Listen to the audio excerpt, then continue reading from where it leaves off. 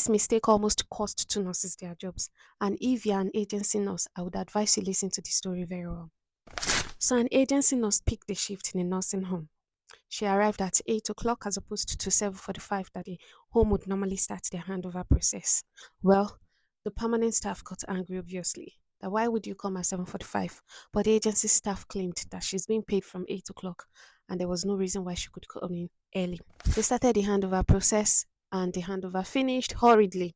The permanent staff went home. Unfortunately, one of the residents had a fall at 11 o'clock. This resident had dementia, Parkinson's, and was high risk of falls. This agency nurse was still struggling with the medications because she had about 25 residents, so she was still in the process of doing the medication when this fall happened. That was around 11 o'clock. So, because this resident was an anticoagulant, they had to ring 999 and they transferred the resident to the hospital. Thankfully, the resident did not sustain any major injury and did not require admission. But unfortunately, it was at the point of gathering more information from the agency staff that the hospital staff noted that he had not taken his Madopa that was due at 9 o'clock.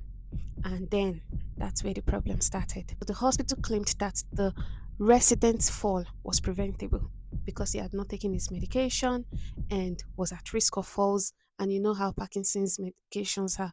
Madopa is a critical medication, but this wasn't taken. So then this became a problem.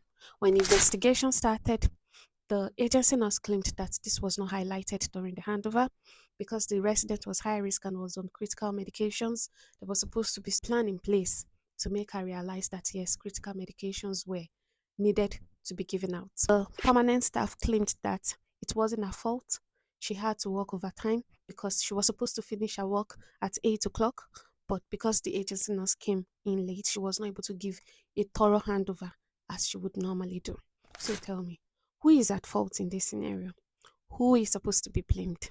If a medication is to be served at a particular time where you work, what measures, what plans are in place in order to hand this over, especially to staff that may not be aware?